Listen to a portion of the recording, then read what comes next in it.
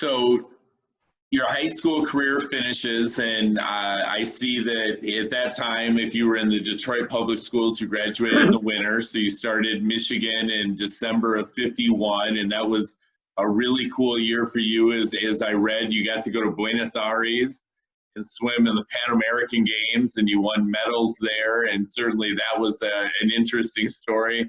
I read that things did not always go so well on that trip. That was a challenging trip, but it was still an experience for you. Well, it was a remarkable time. We were bussed around, and remember those many times people in those quadrants had never seen swimming races, or if they had, they didn't know who they were. And when the ones who did were actually some quite very good, but you didn't know because you'd never seen them before. And we never had a place to say it was worth a darn, and we didn't have food that was anywhere in it. And it was a little bit difficult because I think there was a lot of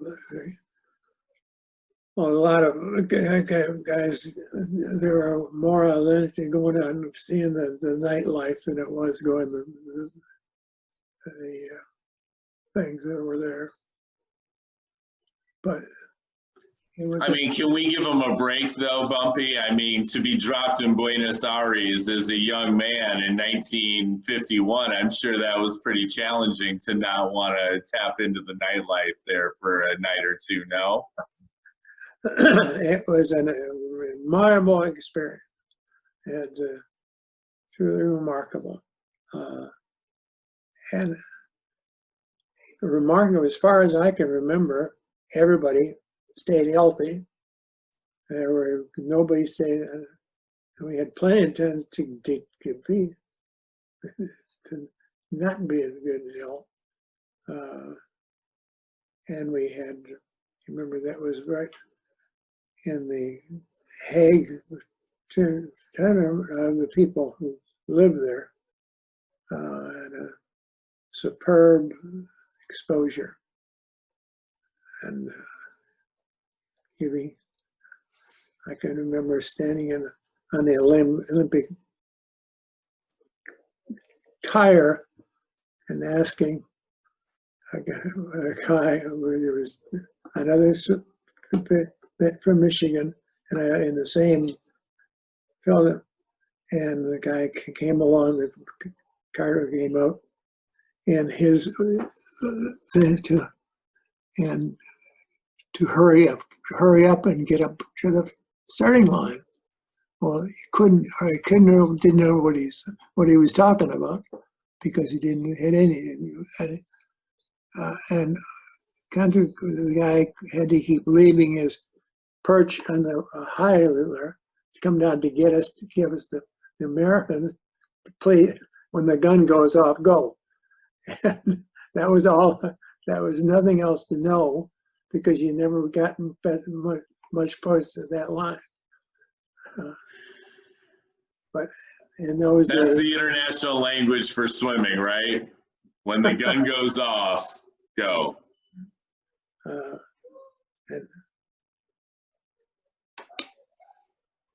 that's pretty good.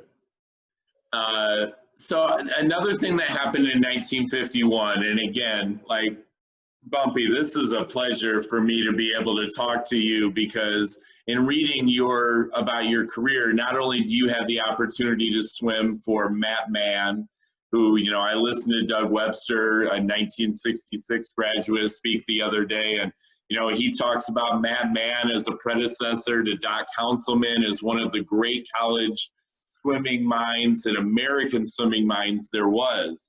And you were blessed to have the opportunity to swim with a second amazing coach and legendary coach. So in 1951, if I can kind of summarize your story to pass it over to you, I gathered that you kind of felt like you needed a little bit more in your training to go to the next level if you were going to try and swim at the 1952 Olympics.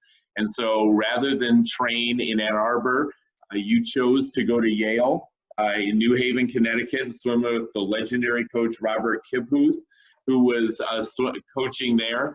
And for those who may not know, this is a coach that introduced a number of new principles, including interval training and just some of the things that are widely accepted today that were not at that time, and weight training, things that were not done. And so that was the lure for you to go there and to try to train at a really high level with him.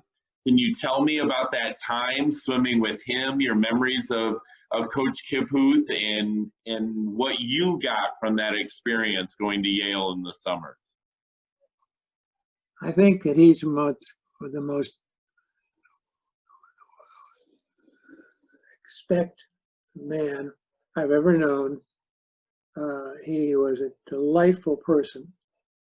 And the first day I was there, and I stayed in with all the other swimmers there, and then he would somehow get with you the first day or two and wanted to know what you were doing in school, what do you want to be, and so forth. He was a delightful man, and there were no other places to be there. You were reading your own books and figuring out how to find some place to swim and get water to boot. But he was a delightful man because he was working for Michigan players Michigan used to go home in the summers, but this were the things they did when Yale did first, is they did this, and they had way ahead of the rest of the people, and training and other such things, and it couldn't have been nicer to me, even though I was junking from way away from Yale. It was a phenomenal place to be. And I went there for the second summer. I spent 2 different summers. I can remember I ran in, that it was a wonderful place because there was nothing else to do there. To swim, and then you could find a book to read, and then we would start at 8 o'clock in the morning, and we just it was, and he was the Olympic coach at the time, so therefore that fed us right into the Olympic trials. Which I mean very carefully, and that day. And he was even though as a coach he didn't have to do it, he was a delightful man, and a man to swim under. You mentioned that, there was nothing else to do at Yale but swim and read a book. And I gathered that if you needed a book, you didn't have to go any further than Coach Kiphuth's office. When I went to his office the first night, he had a huge office. Every book imaginable was there. And he asked what I was taking in college. And at the time, I was not sure what I was taking.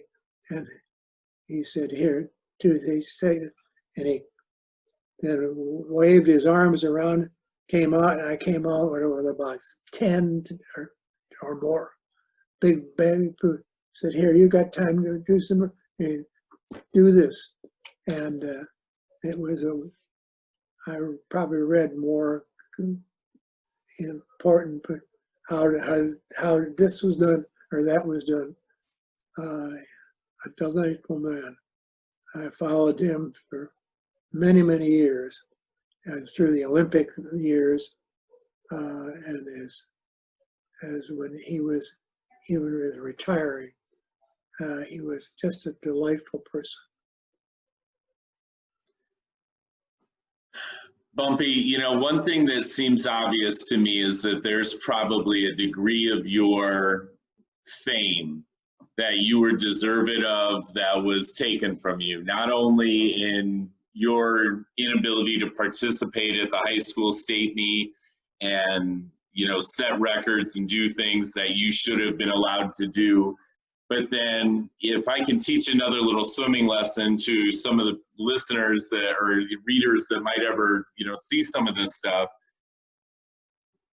you're at a time right before the sport changes. The 1956 Olympics, the individual medleys are recognized by FINA, world records are recognized, but they aren't in 52. And so as you're coming through your senior year of high school and freshman year of college and sophomore year, and the years that we're talking about right here, the year training with both Matt Mann and Robert Kiphuth, you are widely recognized as the best individual medley swimmer in the world. You are breaking 400 IM world records repeatedly during this time. But unfortunately for you, the individual, I'm sorry, I said 400, 300 meter individual medley world records. You're breaking world records, but these events are not recognized by FINA and not presented in the Olympics. And one of the things that I read in something that you wrote is that stung for you. Obviously, the opportunity to represent the United States in what you were probably better than anyone else in the world at that time, that wasn't available to you. And I read that that's something that still sticks with you to this day. Obviously, this was a difficult thing for you. Can I hear you talk about that a little bit? Well, I can. John Davies is his name. And John. And he went with you to Yale, didn't he? He was a Michigan swimmer. Is that correct? That he was a Michigan swimmer and he went with you in those summers to Yale to train? Yes. Yeah. And I've got to know we were good friends. I was the best man at his wedding a few years later. And we actually roomed together back at Michigan one year after that. And he's been as a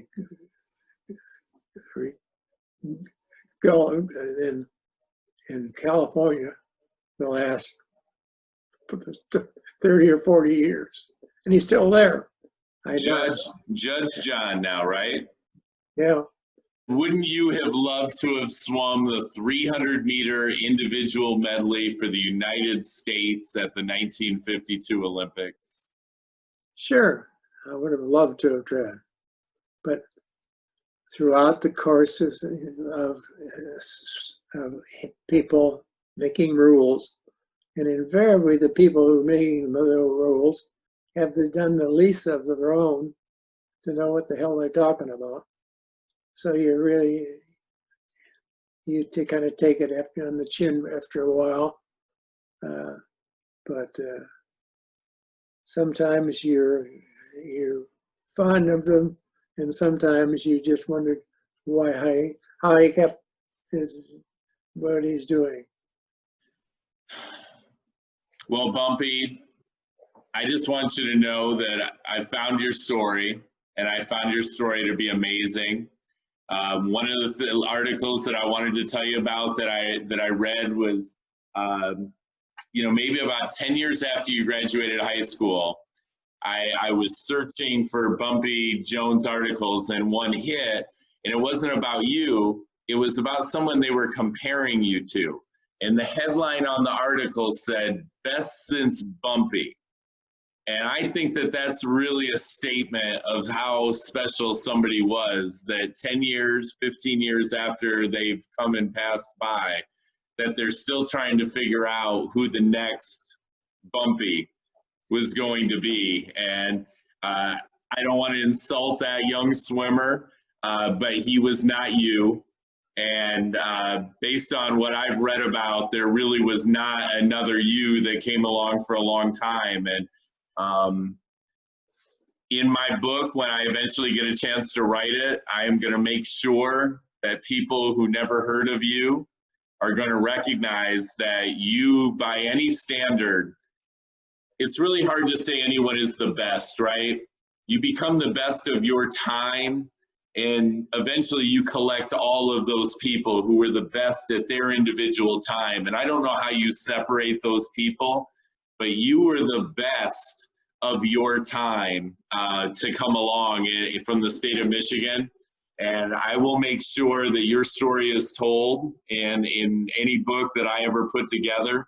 And that people understand that, you know, not only did you accomplish great things, but as we talked about today, that you would have accomplished even more had some really silly rules not been in place, and had you just come along probably 4 years later, you might have been swimming in those 1956 Olympics and representing the United States in your best event. And even though you didn't do everything that I think that you were absolutely capable of being allowed to do, you did everything you were capable of doing, and you pursued the opportunities to get better.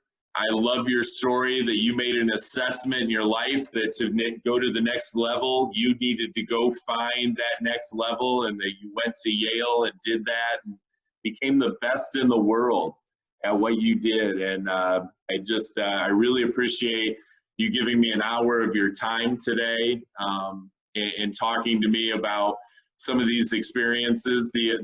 Obviously the big one that I didn't get to was just 1952. And I know going to the Helsinki Olympics must have been an amazing experience for you. I know you got to swim in the preliminaries of the 800 freestyle relay, but they did not award a medal to alternates at that time. Current swimmers now get that medal, but you did not. I mean, just kind of for me, continuing that story of things that, you know, like should have happened for you that didn't quite happen. But if I finish there with your memories of those 52 Olympics, what comes to mind when you think back to that experience?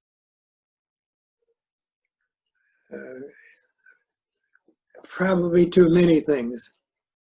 I have some of the smartest people I've known, and a few of the dumbest. But there's some remarkably good people. I show you before I let you go. There was something I wanted to show you that I came across on my screen. Do you see that picture? Oh yeah. How great's that picture? I think we have it. I don't know where we.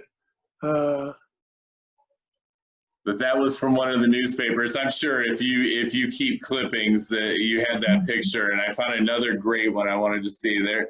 This was another one from the Detroit papers. It was just a headshot that I found it in the papers. But I'm sure you guys have these pictures from scrapbooks. But who's that guy, Bumpy? Yeah. You had hair.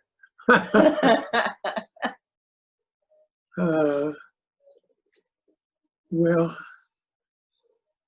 it brings back a lot of my life, and